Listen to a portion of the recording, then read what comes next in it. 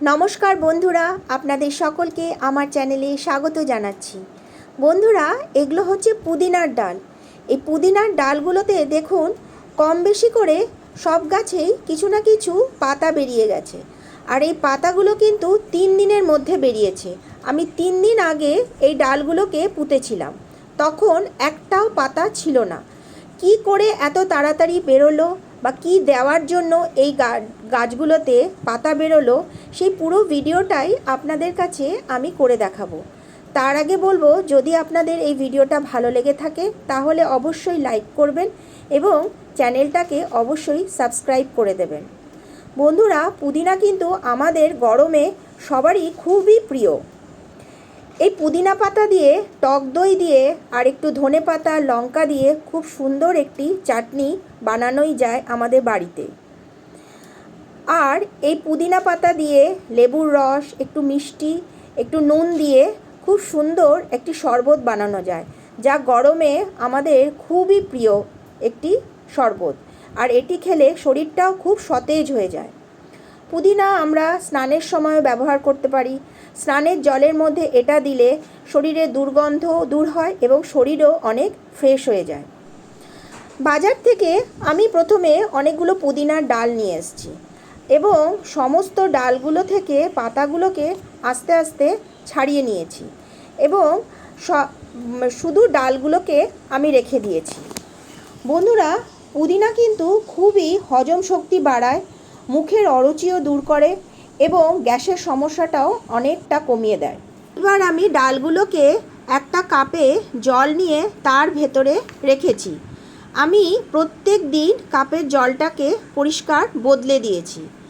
আর 7 দিন ধরে আমি এই ডালগুলোকে কাপে রেখেছি।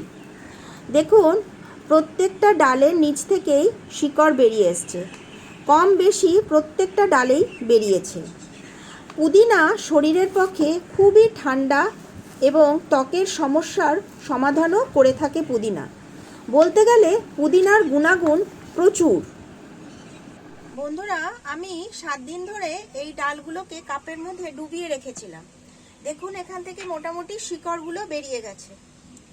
দেখুন, সমস্ত ডালের নিচেই ভালো করে শিকড় বেরিয়ে গেছে সব ডালগুলোতে। এবার আমি একটু মাটি তৈরি করে এগুলো লাগিয়ে দেবো। দেখুন, খুব সুন্দর। কিন্তু এই 7 দিন যে কাপের মধ্যে ডোবানো ছিল, প্রত্যেক দিন কিন্তু আমাকে জলটা পাল্টাতে হবে। তারপরে আবার যেই কাছে ডুবিয়ে দেবেন, তাহলেই হয়ে যাবে এরকম শিকড়। আমি মাটি তৈরির জন্য মাটি নিয়েছি, প্লেন মাটি নিয়েছি, বালি নিয়েছি, শুকনো গোবর সার নিয়েছি আর নিয়েছি সামান্য কোকোপিট। এবার আমি এই গামলাটার ভেতরে মাটিটা তৈরি করব। কি কতটা পরিমাণে নিচ্ছি দেখুন। আমি মাটিটা নিয়ে নিলাম সামান্য। বালিটা একটু বেশি নেব। বালিটা বেশি নিলে কি হবে, গাছের শিকড়টা খুব তাড়াতাড়ি ছড়াতে পারবে। এরপরে নিয়ে নিলাম আমি গোবর সার আর নিয়ে নিলাম এই কোকোপিটটা। নিয়ে এটাকে ভালোভাবে মিশ্রণ করলাম।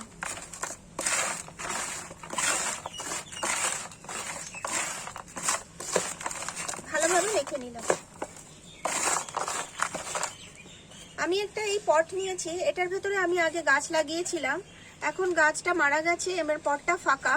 এটার নিচে দেখুন 3-4টে বড় বড় হোল করা আছে। এবার আমি একটা কার্টুনকে এই নিচটায় ফার্স্টে দেব। কার্টুনটা ফার্স্টে দিয়ে দিলাম, একটু চেপে বসিয়ে দিলাম। তারপরে আমি মাটির মিশ্রণটা দিয়ে দিলাম।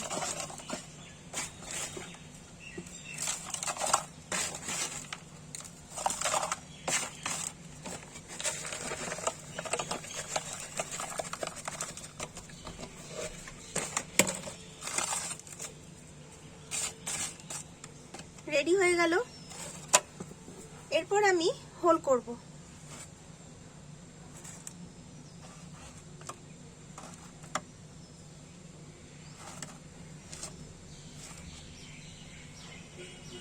এবার আমি একটা একটা করে গাছ লাগিয়ে দেবো। দেখুন, এটা পুরো শিকড়টা বেরিয়ে গেছে। এটা দিয়ে দিচ্ছি, শিকড়টা যেন পুরো মাটিতে ঢুকে থাকে।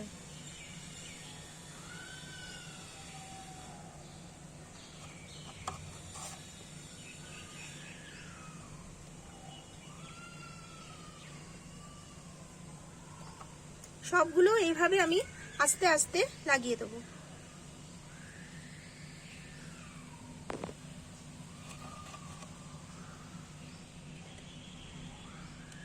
আমি 1 গ্লাস জল নিলাম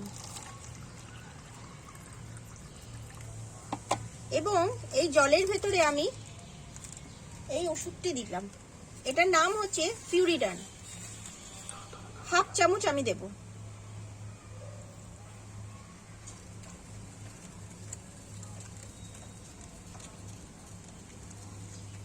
এটাকে মেশানোর পরে মিনিমাম 5 থেকে 10 মিনিট একটু স্টে করতে দেবেন। তারপরে আপনারা এটা গাছের গোড়ার মধ্যে দিয়ে দেবেন। দেখুন এটা পুরো গুলে গেছে নিচটা, জলের কালারটা দেখুন কিরকম চেঞ্জ হয়ে গেছে, একটা বেগুনি কালারের হয়ে গেছে জলটা। যেটা জলটা সাদা রঙের ছিল পুরো বেগুনি কালারের হয়ে গেছে। এইবার এটা আমি গাছের গোড়াতে দিয়ে দেব। এটা ভালো কীটনাশক এবং গাছের পাতার বৃদ্ধির ক্ষেত্রে খুবই উপকারী। খুব তাড়াতাড়ি এই জলটা দিলে গাছের পাতা বেরিয়ে যাবে।